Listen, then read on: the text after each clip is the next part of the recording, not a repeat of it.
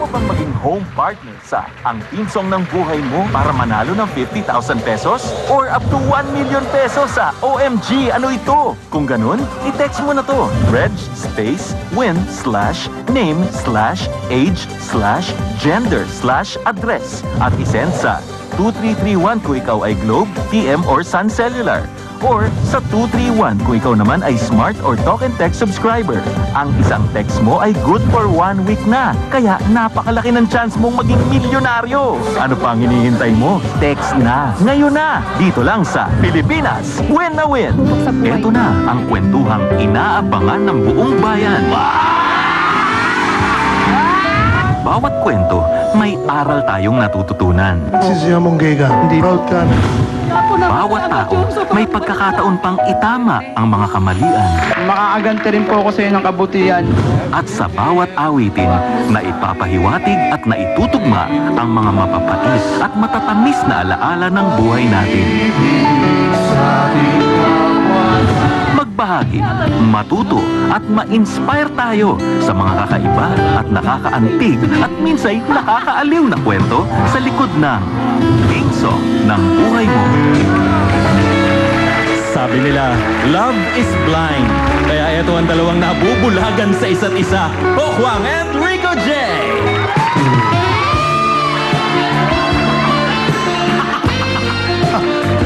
Pogi! Huwag mo ka akong binibigla ng mga ganyan-ganyan mo. Pogi! Sana palakpakan natin si Pogi. Ang galing niya kanina, di ba? Tsaka si Kay.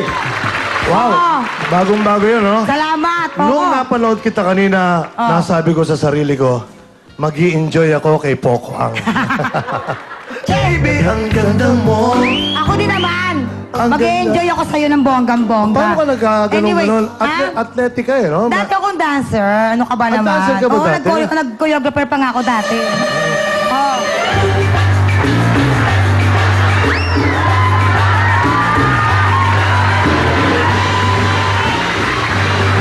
Ganon. Diba? Pwede kayong parang tiga-Thailand ang dating mo, yung mga gumaganon-ganon. Ganun talaga yung mga turo sa akin. Talagang ano ka, talagang total ka, iba ang dating. Oo, Ano yung mga paganyan-ganyan mo dyan? Ano yan? Mga ganon. Parang kang suman sa ginagawa. Alright. Mga tiga-naik ka dito, nandutulungan. Hello, mga taga-naik. Hello. Mga kaibigan ni Atty. Oo. At meron tayong Joji, bisita, Antonio. oh. Oy, hi, sir. O, interviewin mo. Wait.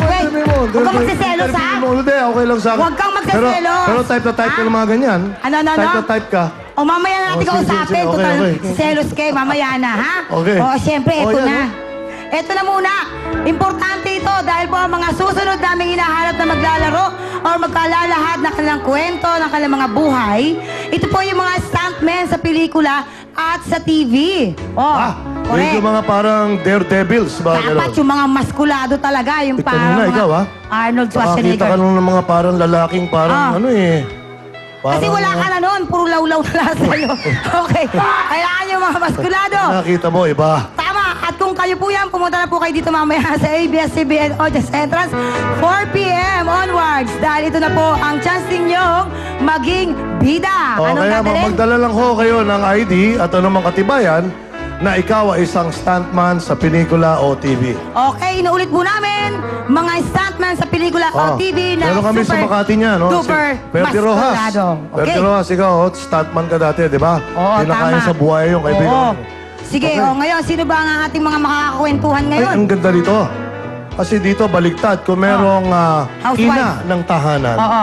ito naman parang mga ama ng tahanan. Oo. House band. Sa mga house band, kaya naman umpisa na nating alamin ang mga kwento ng kanilang buhay. Ito na po, tawagin natin si Jovi. Jovi, palakpakan natin si Jovi. Ang Mrs. po ni Jovi ay isang accounting assistant. Jovi. Okay.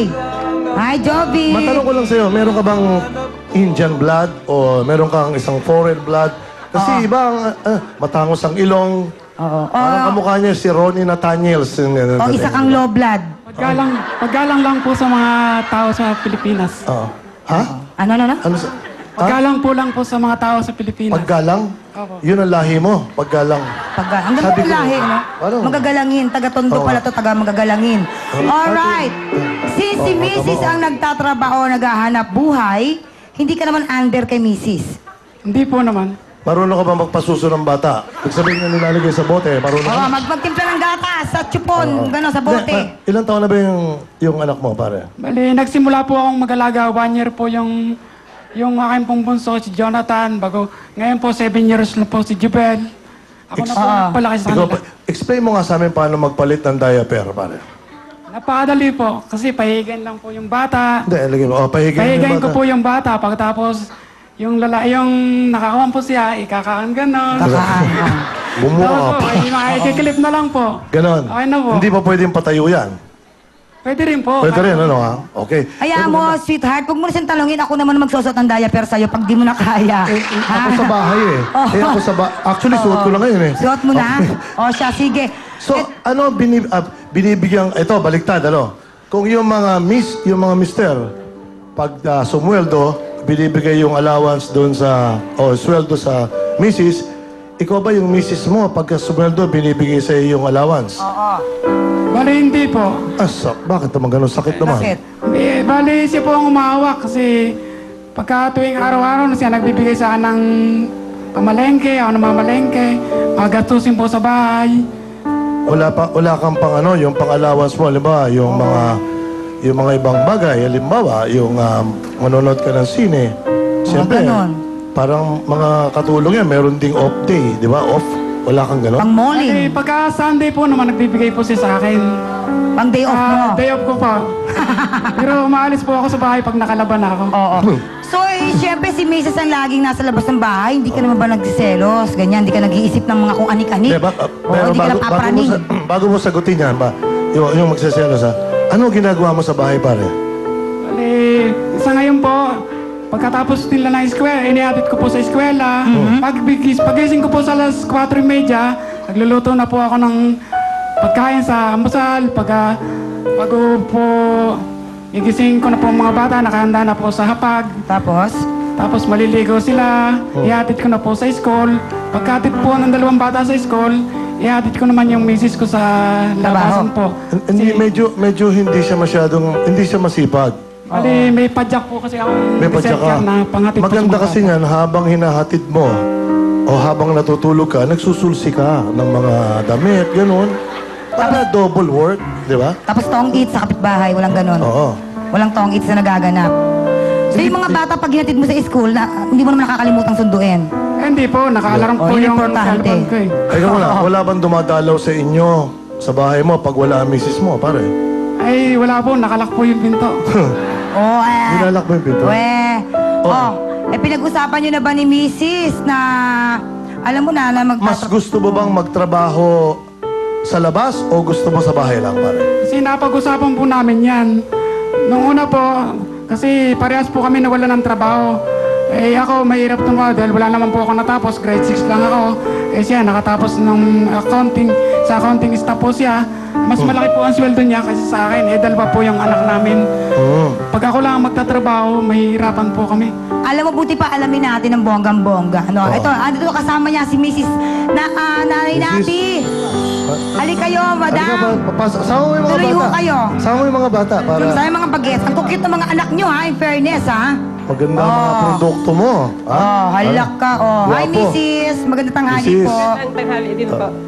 Ayan. Mrs., Apo. kumusta naman ang inyong samahan bilang hindi ka ba parang nakukulangan na parang hindi ganun ang takbo ng buhay?